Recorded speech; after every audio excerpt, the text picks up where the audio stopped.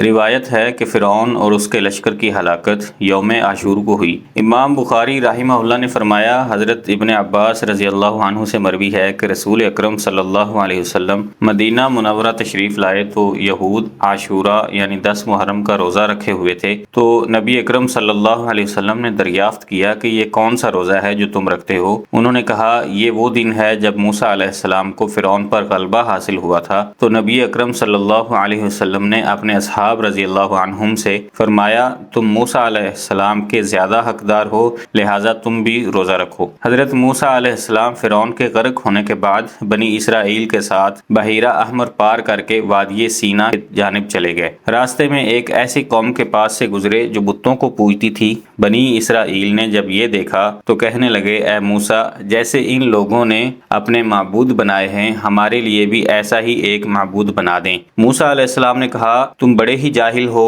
یہ لوگ جس کام میں لگے ہوئے ہیں یہ تباہ کیا جائے گا اور ان کا یہ کام محض بے بنیاد ہے۔ فرمایا، کیا اللہ تعالیٰ کے سوا تمہارے لیے کوئی اور معبود تلاش کروں، حالانکہ اس نے تم کو تمام جہاں والوں پر فوقیت دی ہے۔ حضرت موسیٰ علیہ السلام اپنی قوم کو لے کر آگے بڑھے۔ اللہ تعالیٰ نے بنی اسرائیل کی ہدایت و رہنمائی کے لیے حضرت موسیٰ علیہ السلام کو آسمانی کتاب دینے کا فیصلہ کیا۔ چنانچہ اللہ عز و جل نے آپ کو 30 راتوں کے لیے کوہ طور پر بلایا، جس میں مزید 10 راتوں کا اضافہ کر کے اسے 40 راتیں کر دیا۔ حضرت موسیٰ علیہ السلام نے کوہ طور پر جانے سے قبل اپنے بھائی حضرت ہارون علیہ السلام کو اپنا جانشین مقرر کیا۔ حضرت ہارون علیہ السلام بھائی بھی تھے اور نبی بھی تھے۔ حضرت موسیٰ علیہ السلام وقت مقررہ پر کوہ طور پر پہنچے اور پروردگار سے ہم کلام ہوئے تو کہنے لگے، اے میرے پروردگار، مجھے اپنا جلوہ دکھا دیجئے، میں آپ کو ایک نظر دیکھ لوں۔ ارشاد ہوا، تم مجھ کو ہرگز نہیں دیکھ سکتے، لیکن تم اس پہاڑ کی طرف دیکھتے رہو، اگر وہ اپنی جگہ برقرار رہا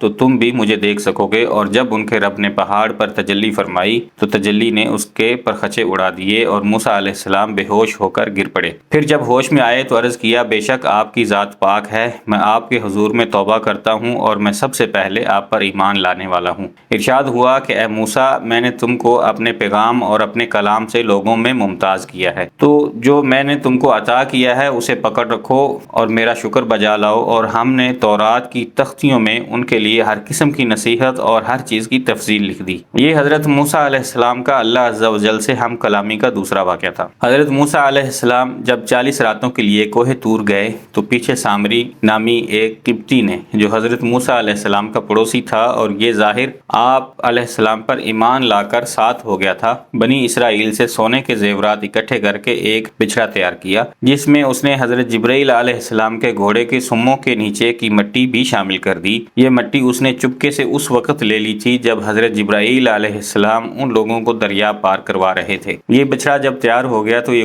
کچھ بیل کی آواز نکالتا تھا، یعنی جب اس میں ہوا داخل ہو جاتی تو اس میں سے گائے یا بیل کی آواز نکلتی۔ اس آواز سے سامری نے بنی اسرائیل کو گمراہ کیا اور بولا، یہی تمہارا اصل معبود ہے۔ قرآن پاک میں ارشاد ہے، پھر اس نے ان کے لیے ایک بچڑا بنا دیا، یعنی بچڑے کا بت، جس کی گائے کی سی آواز بھی تھی، پھر کہنے لگا کہ یہی تمہارا معبود ہے اور موسیٰ کا بھی، لیکن موسیٰ علیہ السلام بھول گئے ہیں۔ حضرت موسیٰ علیہ السلام جب تورات لے کر واپس آئے تو دیکھا کہ بنی اسرائیل سامری کے بنائے ہوئے بچڑے کی عبادت میں مصروف ہیں۔ آپ کو سخت ناگوار گزرا، غضبناک ہو کر اپنے بھائی حضرت ہارون علیہ السلام کے سر کے بال اور داڑھی پکڑ کر انہیں سخت جھنجھوڑا۔ حضرت ہارون علیہ السلام نے عرض کیا، اے میرے بھائی، میری داڑھی اور سر کے بال مت کھینچو، دراصل قوم نے مجھے کمزور خیال کیا اور میرے قتل کے در پہ ہو گئی۔ پھر حضرت موسیٰ علیہ السلام سامری کی طرف متوجہ ہوئے اور فرمایا، تو نے یہ حرکت کیوں کی؟ اس نے کہا، میں نے فرشتے کے نقش پا سے مٹی ایک مٹھی میں بھر لی تھی، پھر اس کو بچھڑے کے قلب میں ڈال دیا اور مجھے یہ کام بھلا لگا۔ حضرت موسیٰ علیہ السلام نے کہا، اچھا جا، دنیا کی زندگی میں تیری سزا یہی ہے کہ تو کہتا پھرے گا مجھے نہ چھونا، اور تیرے لیے ایک اور وعدہ ہے، یعنی عذاب کا، جو تجھ سے ٹل نہ سکے گا۔ اور پھر ایسا ہی ہوا، سامری عمر بھر یہی کہتا رہا کہ مجھے نہ چھونا، کیونکہ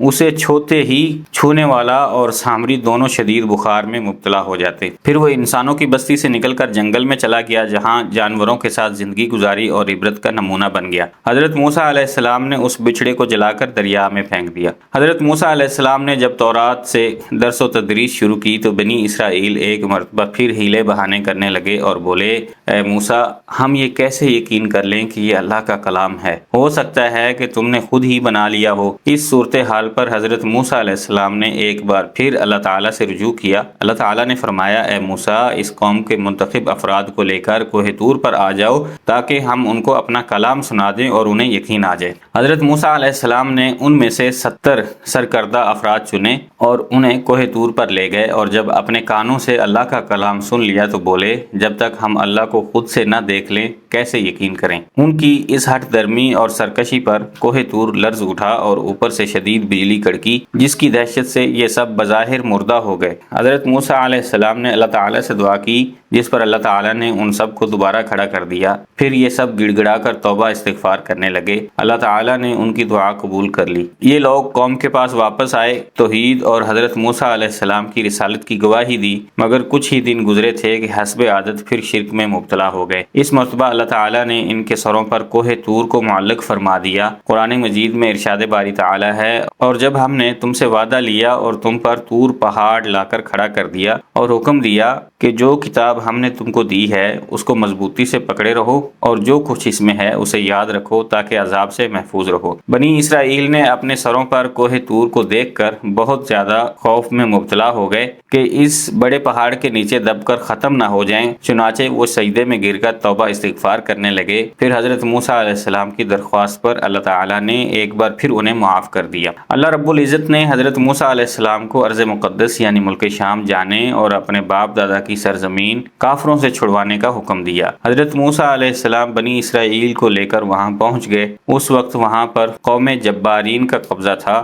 یہ لوگ عجیب خوفناک شکل و صورت اور ہیبت ناک قد و قامت کے مالک تھے۔ ان کے ظلم و ستم اور قہر و جبر کی داستانیں عام تھیں۔ بنی اسرائیل نے جب شہر سے باہر ان کے حالات سنے تو شہر میں داخل ہونے اور ان سے جہاد کرنے سے انکار کر دیا۔ وہ بولے موسیٰ جب تک وہ لوگ وہاں ہیں ہم ہرگز وہاں نہیں جائیں گے۔ اگر لڑنا ہی ہے تو آپ اور آپ کا پروردگار جا کر ان سے لڑائی کر لیں، ہم تو یہیں بیٹھے ہیں۔ حضرت موسیٰ علیہ السلام اپنی قوم کی تمام تر نافرمانیوں اور بےہودگیوں کو اب تک بڑے صبر و تحمل سے برداشت کرتے چلے آئے تھے اور ان کے لیے دعا گو رہتے اور اللہ تعالیٰ سے انہیں معافی بھی دلوا دیتے، لیکن ان کے اس جواب پر بے حد غمگین اور رنجیدہ ہو گئے اور ان کے لیے بد دعا فرماتے ہوئے انہیں فاسقین کے نام سے پکارا۔ اللہ تعالیٰ نے اپنے رسول کی دعا قبول فرمائی اور انہیں مصر اور شام کے درمیان میدان تہ میں قید کر دیا، اور وہ 40 سال اس میدان میں بھٹکتے رہے۔ حضرت موسیٰ علیہ السلام اور حضرت ہارون علیہ السلام بھی ان کے ساتھ تھے، جو ان کی غلطیوں اور نافرمانیوں پر اللہ تعالیٰ سے معافی طلب کرتے رہتے، جس کی برکت سے سزا کے دوران بھی اللہ تعالیٰ کی نعمتیں برستی رہیں۔ انہوں نے حضرت موسیٰ علیہ السلام سے دھوپ کی شکایت کی تو آپ کی دعا سے ان کے سروں پر ابر کا سایہ کر دیا گیا۔ پھر بھوک کی شکایت کی تو حضرت موسیٰ علیہ السلام کی دعا سے اللہ تعالیٰ نے من و سلوہ نازل فرما دیا۔ من ایک قسم کے دانے تھے جو زمین میں پھیلے ہوئے تھے، بنی اسرائیل انہیں پیس کر روٹی بنا لیتے، جبکہ سلوہ ایک قسم کے پرندے تھے جو دریا کی طرف سے آتے تھے۔ مدتوں یہ لوگ من و سلوہ کھاتے رہے، نہ ان کے کپڑے میلے ہوتے اور نہ ہی پھٹتے۔ جب ان کو پانی کی حاجت ہوتی تو وہ بھی عطا کر دیا جاتا۔ اللہ تعالیٰ نے فرمایا اور جب موسیٰ نے اپنی قوم کے لیے پانی مانگا تو ہم نے کہا کہ اپنی لاٹھی پتھر پر مارو۔ انہوں نے لاٹھی ماری تو اس میں سے 12 چشمے پھوٹ نکلے اور تمام لوگوں نے اپنا اپنا گھاٹ معلوم کر کے پانی پی لیا۔ ہم نے حکم دیا کہ اللہ کی عطا فرمائی ہوئی روزی کھاؤ اور پیو، مگر زمین پر فساد نہ کرتے پھرو۔ بنی اسرائیل نے حسب عادت نعمت خداوندی کی ناشکری کرتے ہوئے ادنا چیزوں کی فرمائش کر دی۔ قرآن کریم میں ارشاد باری تعالی ہے، اور جب تم نے کہا کہ اے موسیٰ ہم سے ایک قسم کے کھانے پر ہرگز صبر نہ ہو سکے گا، اس لیے اپنے رب سے دعا کیجئے کہ وہ ہمیں زمین کی پیداوار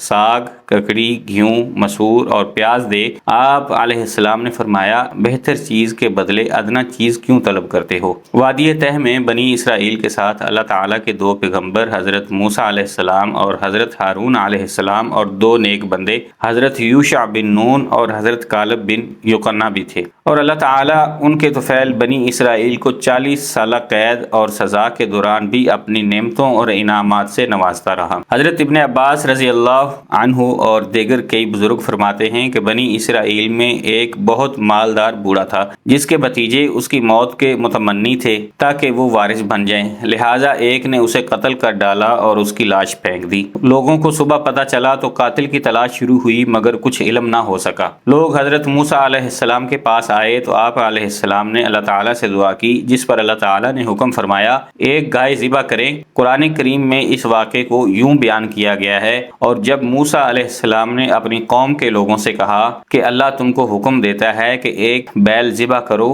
تو وہ بولے کیا تم ہم سے مذاق کرتے ہو؟ موسیٰ علیہ السلام نے کہا میں اللہ کی پناہ مانگتا ہوں کہ نادان بنوں۔ انہوں نے کہا اپنے پروردگار سے پوچھ کر بتائیں کہ وہ بیل کس طرح کا ہو۔ پروردگار فرماتا ہے وہ بیل نہ بوڑھا ہو اور نہ بچڑا بلکہ ان کے درمیانی ہو، یعنی جوان ہو، سو جیسا تم کو حکم دیا گیا ہے ویسا کرو۔ انہوں نے کہا اپنے پروردگار سے پوچھ کر بتائیے کہ اس کا رنگ کیسا ہو۔ موسیٰ علیہ السلام نے کہا پروردگار فرماتا ہے کہ اس کا رنگ گہرا زرد ہو کہ دیکھنے والوں کے دل خوش کر دے۔ انہوں نے کہا پروردگار سے پھر درخواست کیجئے کہ ہم کو بتا دے کہ وہ اور کس طرح کا ہو، کیونکہ بہت سے بیل ہمیں ایک دوسرے کے مشابہ معلوم ہوتے ہیں۔ پھر اللہ تعالیٰ نے چاہا تو ہمیں ٹھیک بات معلوم ہو جائے گی۔ موسیٰ علیہ السلام نے کہا اللہ تعالیٰ فرماتے ہیں وہ بیل کام میں نہ لگا ہوا ہو، نہ زمین جوتتا ہو اور نہ ہی کھیتی کو پانی دیتا ہو، اس میں کسی طرح کے داغ نہ ہو۔ غرض بڑی مشکل سے انہوں نے اس بیل کو ذبح کیا تو ہم نے کہا اس بیل کا کوئی سا ٹکڑا مقتول کو مارو، اس طرح اللہ مردوں کو زندہ کرتا ہے اور تم کو اپنی قدرت کی نشانیاں دکھاتا ہے تاکہ سمجھو۔ اللہ تعالیٰ کے حکم کے مطابق گائے کے گوشت کا ایک حصہ مقتول کے جسم سے ملایا گیا تو وہ زندہ ہو کر کھڑا ہو گیا، اس کی رگوں سے خون بہہ رہا تھا۔ پھر حضرت موسیٰ علیہ السلام نے اس سے سوال کیا کہ تجھے کس نے قتل کیا؟ اس نے جواب دیا مجھے فلاں بھتیجے نے قتل کیا۔ یہ کہہ کر وہ مر گیا اور جیسا تھا ویسا ہی ہو گیا۔ اللہ تبارک و تعالیٰ نے حضرت موسیٰ اور حضرت خضر علیہ السلام کا قصہ قرآن کریم کی 18ویں سورت یعنی سورہ کہف کی آیت نمبر 60 سے 82 تک میں تفصیل بیان فرمائی ہے۔ اس واقعے کی تفصیل صحیح بخاری اور مسلم میں بھی روایت ہے۔ حضرت ابی بن کعب بیان کرتے ہیں کہ رسول اکرم صلی اللہ علیہ وسلم نے فرمایا ایک مرتبہ حضرت موسیٰ علیہ السلام اپنی قوم بنی اسرائیل میں خطبہ دینے کے لیے کھڑے ہوئے تو لوگوں نے آپ سے سوال کیا کہ تمام انسانوں میں سب سے زیادہ علم والا کون ہے؟ حضرت موسیٰ علیہ السلام کے علم میں اپنے سے زیادہ علم والا کوئی نہ تھا، اس لیے فرمایا کہ میں سب سے زیادہ علم والا ہوں۔ اللہ تعالیٰ انبیاء کرام کو خاص تربیت دیتے ہیں، اس لیے یہ بات پسند نہ آئی۔ ادب کا تقاضا یہ تھا کہ اسے اللہ کے علم کے حوالے کرتے، یعنی کہہ دیتے کہ اللہ تعالیٰ ہی جانتے ہیں کہ ساری مخلوق میں عالم کون ہے۔ حضرت موسیٰ علیہ السلام کے اس جواب پر وحی آئی کہ ہمارا ایک بندہ مجمع البحرین پر ہے، وہ آپ سے زیادہ عالم ہے۔ موسیٰ علیہ السلام کو جب یہ معلوم ہوا تو اللہ تعالیٰ سے درخواست کی کہ وہ مجھ سے زیادہ عالم ہے تو مجھے ان سے استفادے کے لیے سفر کرنا چاہیے، اس لیے عرض کیا یا اللہ مجھے ان کا پتہ نشان بتا دیجئے۔ اللہ تعالیٰ نے فرمایا کہ ایک مچھلی اپنی زنبیل میں رکھ لو اور مجمع البحرین کی طرف سفر کرو، جس جگہ پہنچ کر وہ مچھلی گم ہو جائے بس وہی جگہ ہمارے اس بندے کے ملنے کی ہے۔ موسیٰ علیہ السلام نے حکم کے مطابق ایک مچھلی زنبیل میں رکھی اور چل دیے۔ ان کے ساتھ ان کے خادم یوشع بن نون بھی تھے۔ دوران سفر ایک پتھر کے پاس پہنچ کر اس پر سر رکھ کر لیٹ گئے۔ اچانک مچھلی حرکت میں آئی اور زنبیل سے نکل کر دریا میں چلی گئی۔ مچھلی کے زندہ ہو کر دریا میں چلے جانے کے ساتھ ایک دوسرا معجزہ یہ ہوا کہ جس راستے سے مچھلی دریا میں گئی تھی اللہ تعالیٰ نے وہاں پانی کا جریان روک دیا اور اس جگہ پانی کے اندر ایک سرنگ جیسی ہو گئی۔ یوشع بن نون اس عجیب واقعے کو دیکھ رہے تھے۔ موسیٰ علیہ السلام بیدار ہوئے تو یوشع بن نون مچھلی کا یہ عجیب معاملہ انہیں بتانا بھول گئے اور اس جگہ سے روانہ ہو گئے۔ پورے ایک دن اور ایک رات مزید سفر کے بعد جب موسیٰ علیہ السلام نے اپنے رفیق سے کہا ہمارا ناشتہ لاؤ، اس پر یوشع بن نون کو مچھلی کا واقعہ یاد آیا اور اپنے بھول جانے کا عذر کیا کہ شیطان نے مجھے بھلا دیا تھا، اور پھر بتایا کہ وہ مچھلی تو زندہ ہو کر دریا میں ایک عجیب طریقے سے چلی گئی تھی۔ اس پر موسیٰ علیہ السلام نے فرمایا وہی ہماری منزل مقصود تھی جہاں مچھلی زندہ ہو کر گم ہوئی۔ چنانچہ اسی وقت واپس روانہ ہو گئے اور ٹھیک اس راستے سے لوٹے جس پر پہلے چلے تھے تاکہ وہ جگہ مل جائے۔ جب اس پتھر کے پاس پہنچے تو دیکھا کہ اس پتھر پر ایک شخص سر سے پاؤں تک چادر تانے لیٹا ہے۔ حضرت موسیٰ علیہ السلام نے سلام کیا تو حضرت خضر علیہ السلام نے کہا اس غیر آباد جنگل میں سلام کہاں سے آ گیا؟ اس پر موسیٰ علیہ السلام نے کہا میں موسیٰ ہوں۔ تو حضرت خضر علیہ السلام نے سوال کیا کیا موسیٰ بن اسرائیل؟ آپ نے جواب دیا ہاں، موسیٰ بن اسرائیل اس لیے آیا ہوں کہ مجھے وہ خاص علم سکھا دیں جو اللہ تعالیٰ نے آپ کو دیا ہے۔ خضر علیہ السلام نے کہا کہ آپ میرے ساتھ صبر نہیں کر سکیں گے۔ موسیٰ علیہ السلام نے فرمایا انشاءاللہ آپ مجھے صبر کرنے والا پائیں گے اور میں کسی کام میں آپ کی مخالفت نہیں کروں گا۔ حضرت خضر علیہ السلام نے فرمایا اگر آپ میرے ساتھ چلنے کے لیے تیار ہیں تو کسی معاملے کے متعلق مجھ سے کچھ نہیں پوچھنا جب تک کہ میں خود اس کی حقیقت نہ بتا دوں۔ یہ کہہ کر دونوں دریا کے کنارے چلنے لگے۔ اتفاقاً ایک کشتی آئی تو کشتی والوں سے اس پر سوار ہونے کی بات کی، جنہوں نے انہیں بغیر کسی کرائے کے کشتی میں سوار کر لیا۔ حضرت خضر علیہ السلام نے سوار ہوتے ہی ایک کلہاڑے کے ذریعے کشتی کا ایک تختہ نکال دیا۔ حضرت موسیٰ علیہ السلام سے رہا نہ گیا، کہنے لگے ان لوگوں نے بغیر کسی معاوضے کے ہمیں کشتی میں سوار کیا، آپ نے اس کا یہ بدلہ دیا کہ ان کی کشتی ہی توڑ ڈالی، یہ سب غرق ہو جائیں گے، یہ تو آپ نے بہت برا کام کیا۔ خضر علیہ السلام نے کہا میں نے آپ کو پہلے ہی کہا تھا کہ آپ صبر نہیں کر سکیں گے۔ اس پر موسیٰ علیہ السلام نے عذر کیا کہ میں اپنا وعدہ بھول گیا تھا، اس بھول پر آپ سخت گیری نہ کریں۔ اسی اثنا میں ایک چڑیا آئی اور کشتی کے کنارے بیٹھ کر اس نے دریا میں سے چونچ بھر پانی پی لیا۔ خضر علیہ السلام نے موسیٰ علیہ السلام کو مخاطب کرتے ہوئے کہا میرا علم اور آپ کا علم دونوں مل کر اللہ کے علم کے مقابلے میں اتنی حیثیت بھی نہیں رکھتے جتنی اس چڑیا کی چونچ کے پانی کو اس سمندر کے ساتھ ہے۔ پھر کشتی سے اتر کر ساحل پر چلنے لگے۔ خضر علیہ السلام نے ایک لڑکے کو دیکھا جو دوسرے لڑکوں میں کھیل رہا تھا، اس پر انہوں نے اپنے ہاتھ سے اس لڑکے کا سر اس کے بدن سے الگ کر دیا اور لڑکا مر گیا۔ موسیٰ علیہ السلام نے کہا آپ نے ایک معصوم جان کو بغیر کسی جرم کے قتل کر دیا، یہ تو بڑا ہی گناہ کیا۔ حضرت موسیٰ علیہ السلام نے کہا کیا میں نے پہلے ہی خضر علیہ السلام نے کہا کیا میں نے پہلے ہی نہیں کہا تھا کہ آپ میرے ساتھ صبر نہ کر سکیں گے؟ موسیٰ علیہ السلام نے دیکھا کہ یہ معاملہ پہلے معاملے سے زیادہ سخت ہے، اس لیے کہا اگر اس کے بعد میں نے آپ سے کوئی بات پوچھی تو آپ مجھے اپنے ساتھ سے الگ کر دیجیے گا۔ اس کے بعد پھر چلنا شروع ہو گئے، یہاں تک کہ ایک گاؤں میں پہنچ گئے۔ انہوں نے گاؤں والوں سے درخواست کی کہ ہمیں اپنے ہاں مہمان رکھ لیجیے، مگر انہوں نے انکار کر دیا۔ اس بستی میں ان لوگوں نے ایک دیوار دیکھی جو گر رہی تھی۔ حضرت خضر علیہ السلام نے اسے اپنے ہاتھ سے سیدھا کھڑا کر دیا۔ موسیٰ علیہ السلام نے تعجب سے کہا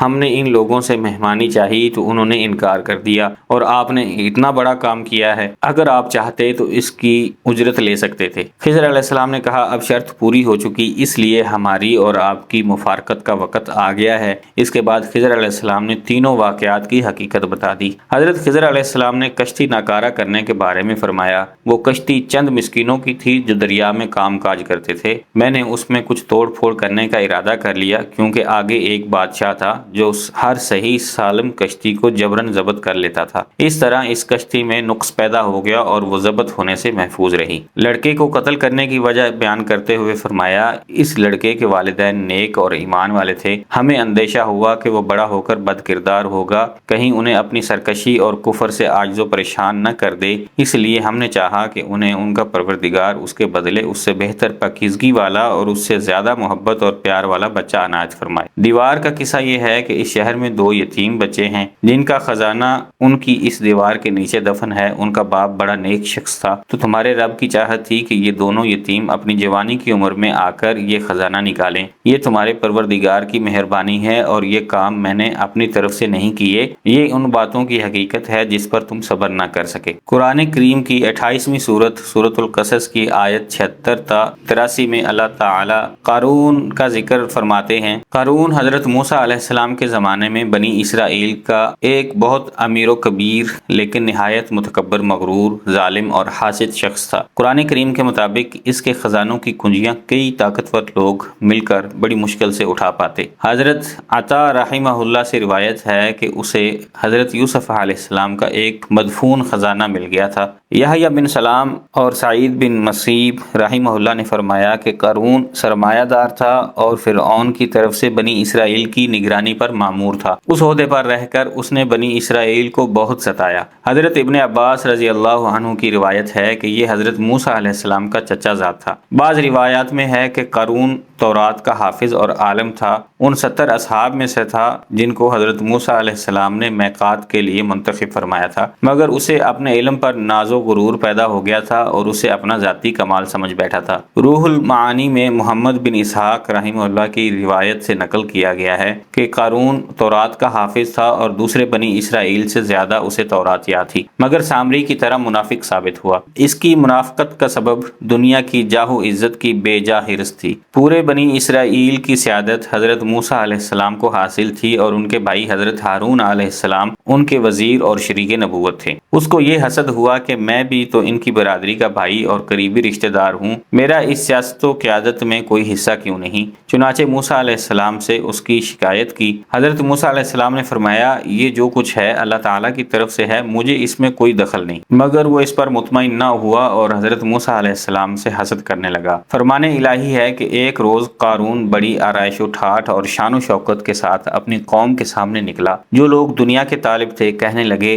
جیسا مال و متاع قارون کو ملا ہے کاش ایسا ہی ہمیں ملے، اور یہ تو بڑا ہی صاحب نصیب ہے۔ لیکن جن لوگوں کو اللہ تعالیٰ نے علم دے رکھا تھا اور جو صاحب ایمان تھے وہ کہنے لگے، تم پر افسوس ہے، مومنوں اور نیکوکاروں کے لیے جو ثواب اور اجر اللہ تعالیٰ کے ہاں تیار ہے وہ اس سے کہیں زیادہ بہتر ہے، اور وہ صرف صبر کرنے والوں کو ملے گا۔ قارون ایک بخیل شخص تھا جسے مال و دولت سے بے حد محبت تھی، اور وہ نہ زکوٰۃ دیتا اور نہ اپنا مال غریبوں پر خرچ کرتا۔ حضرت موسیٰ علیہ السلام کی بار بار تنبیہ کے باوجود اس کا غرور و تکبر، بغض، حسد، بخیلی اور غریبوں سے نفرت روز بروز بڑھتی جا رہی تھی۔ بالآخر اللہ تعالیٰ نے اسے اس کے مال و دولت سمیت زمین میں دفن کر دیا۔ قرآن مجید میں ارشاد باری تعالی ہے، پس ہم نے قارون کو اور اس کے گھر کو زمین میں دھنسا دیا، اور یوں اللہ تعالیٰ نے ایک امیر و کبیر، مغرور اور بخیل شخص کو رہتی دنیا تک کے لیے عبرت کا نشان بنا دیا۔ بنی اسرائیل صحرائے تہ میں 40 برس تک بھٹکتے رہے، روز سفر کرتے لیکن شام کو اسی جگہ موجود ہوتے جہاں سے صبح چلے تھے۔ حضرت موسیٰ علیہ السلام اور حضرت ہارون علیہ السلام بھی ساتھ تھے۔ ایک دن صحرائے تہ میں ہور نامی پہاڑ پر پہنچے تو حضرت ہارون علیہ السلام کا انتقال ہو گیا اور انہیں وہیں دفن کر دیا گیا۔ 120 برس کی عمر میں حضرت موسیٰ علیہ السلام کا بھی انتقال ہو گیا۔ بنی اسرائیل کے سب لوگ بھی مر کھپ گئے۔ بنی اسرائیل کے اولاد اور حضرت یوشع بن نون علیہ السلام اور حضرت کالب علیہ السلام باقی بچ گئے۔ 40 برس کی مدت پورے ہونے کے بعد اللہ تعالیٰ کے حکم سے حضرت یوشع بن نون علیہ السلام کی قیادت میں بنی اسرائیل شام اور بیت المقدس میں داخل ہوئے۔ صحیح بخاری میں حضرت ابو ہریرہ رضی اللہ عنہ سے مروی ہے کہ ملک الموت کو حضرت موسیٰ علیہ السلام کی طرف بھیجا گیا۔ جب آپ کے پاس پہنچے تو آپ نے انہیں ایک تھپڑ رسید کر دیا تو ملک الموت واپس اپنے رب کے پاس پہنچے اور عرض کیا، آپ نے مجھے ایسے بندے کے پاس بھیجا جو موت کا ارادہ نہیں رکھتے۔ اللہ تعالیٰ نے فرمایا، واپس جاؤ اور انہیں کہو کہ بیل کی پشت پر ہاتھ رکھیں تو ان کے ہاتھ کے نیچے جتنے بال آ جائیں گے ہر بال کے بدلے 1 سال زندگی ملے گی۔ تو حضرت موسیٰ علیہ السلام نے پوچھا، اے پروردگار پھر کیا ہوگا؟ فرمایا، پھر موت ہے۔ حضرت موسیٰ علیہ السلام نے فرمایا، تو پھر اب ہی صحیح۔ پھر آپ نے دعا فرمائی، اے اللہ اس آخری وقت میں مجھے ارض مقدس کے قریب کر دے۔ اللہ تعالیٰ نے آپ کی دعا قبول فرمائی۔ فرشتے نے انہیں ایک عمدہ خوشبو سنگائی اور روح قبض کر لی۔ فرشتوں نے آپ کی نماز جنازہ ادا فرمائی اور دفن کیا۔ مسند احمد میں حضرت انس بن مالک رضی اللہ عنہ سے روایت ہے کہ رسول اکرم صلی اللہ علیہ وسلم نے فرمایا، جس رات مجھے آسمانوں پر لے جایا گیا تو موسیٰ علیہ السلام کے پاس سے گزر ہوا، آپ وہاں سرخ ٹیلے کے پاس اپنی قبر میں کھڑے نماز ادا فرما رہے تھے۔ مفسرین لکھتے ہیں کہ اللہ تعالیٰ نے امت محمدیہ پر دن رات میں 50 نمازیں فرض فرمائی تھیں۔ جب رسول اکرم صلی اللہ علیہ وسلم حضرت موسیٰ علیہ السلام کے پاس سے گزرے تو انہوں نے فرمایا، واپس جائیے اور اپنی امت کے لیے نمازوں میں تخفیف کا سوال کیجیے، کیونکہ میں بنی اسرائیل کو بہت آزما چکا ہوں۔ تو حضور اکرم صلی اللہ علیہ وسلم موسیٰ علیہ السلام اور اللہ تعالیٰ کے درمیان بار بار آتے جاتے رہے اور ہر مرتبہ نمازوں میں تخفیف ہوتی رہی، حتیٰ کہ دن رات میں 5 نمازوں تک تخفیف ہو گئی۔ تو اللہ تعالیٰ نے فرمایا، یہ ہیں 5 لیکن ثواب 50 ہی کا ملے گا۔